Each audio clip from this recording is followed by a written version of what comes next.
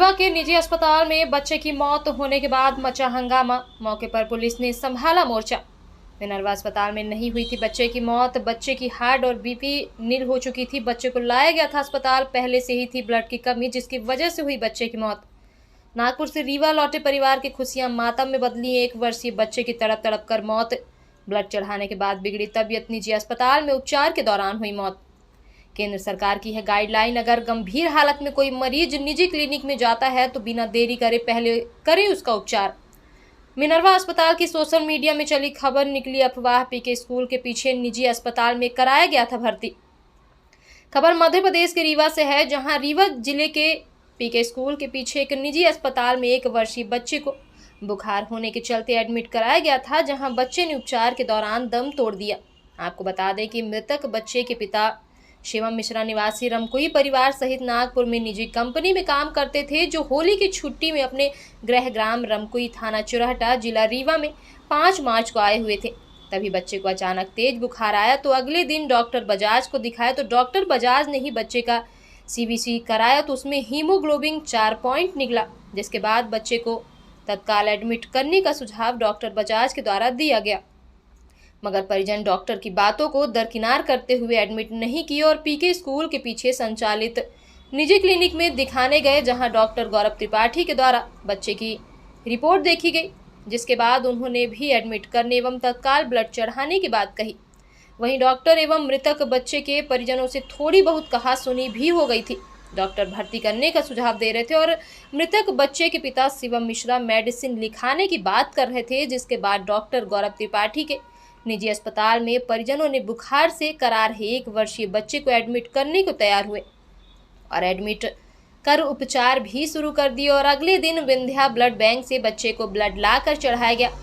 बच्चे को ब्लड चढ़ाने की कुछ ही देर बाद बच्चे की तबीयत और बिगड़ी और बच्चे के पेट में जकड़न होने लगा और बच्चा तेजी से रोने लगा, जिसके कुछ ही देर बाद बच्चे की हालत गंभीर हो गई, जहां डॉक्टर गौरव त्रिपाठी बच्चे को लेकर परिजनों के साथ खुद मिनर्वा हॉस्पिटल लेकर पहुंचे, मगर बच्चे की हार्ट और बीपी नील हो गई थी। जहां मिनर्वा अस्पताल के डॉक्टर धर्मेश पटेल ने फिर भी बच्चे की जान बचाने की हर संभव कोशिश की और करीब 1 घंटे तक बच्चे को बचाने का प्रयास किए, मगर नन्हे से बच्चे को बचाया नहीं जा सका, जिसके बाद परिजनों में आक्रोश व्याप्त हो गया और अस्पताल के बाहर ही बच्चे के शव को लेकर रोने भी लगने लगे और हंगामे की स्थिति निर्मित हुई।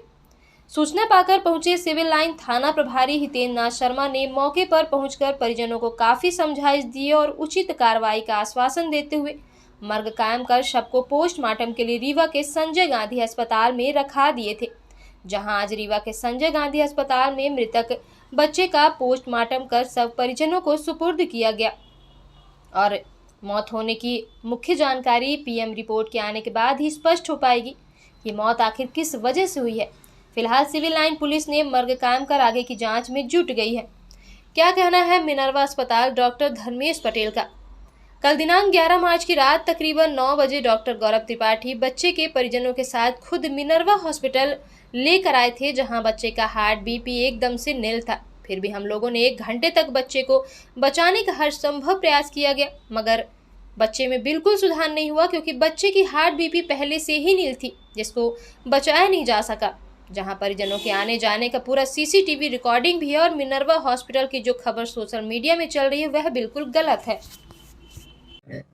और डॉक्टर गौरव त्रिपाठी उसको देख रहे थे, बाले रोग विशेषज्ञ। हाँ। फिर मिनर्वा हॉस्पिटल का भी नाम आया है कि वहां भी एडमिट किए थे। देखिए, ये तथ्यात्मक रूप से पूरी तरह से गलत है कि मिनर्वा हॉस्पिटल में एडमिट हुए। ये बेसिकली 8:59 को कल रात को 8:59 में पेशेंट को यहाँ पे लाया गया। डॉक्टर साहब खुद ही लेके आए थे। जब हमने प्राइमरी जैसे ही इमरजेंसी में हमारे आए तो एग्जामिन किया तो हार्ट रेट और इंस्पायरेशन उनको नहीं था, पल्स रेट भी नहीं थी। तो इमीडिएटली एक सुप्रीम कोर्ट का गाइडलाइन है कि कोई भी इमरजेंसी में पेशेंट आता है या कोई भी इमरजेंसी ट्रामा या कार्डियक अरेस्ट में पेशेंट आता है तो आपको मैनेज ही करना है, उसको प्राइमरी ट्रीटमेंट देना ही है। तो उसी के आधार पर हमने उनको एक पुनर्जीवन की एक प्रोसेस होती है जिसको CPR बोलते हैं, कार्डियोपल्मोनरी रिसक्सिएशन है, तो वो इमीडिएटली स्टार्ट किया और इनका एक्सटेंसिव CPR किया गया कंटिन्यूली। करीब 15 to 20 मिनट से लेके करीब 1 घंटे तक CPR हुआ। और परिजनों को बताया भी गया, लेकिन उसका भी एक लिमिट होता है, CPR वगैरह का भी एक गाइडलाइन होता है। उसके अकॉर्डिंगली हमने उनको बताया परिजनों को कि अब देखिए इससे ज़्यादा नहीं किया जा सकता, हार्ट रेट वगैरह इनका वापस नहीं आ रहा है।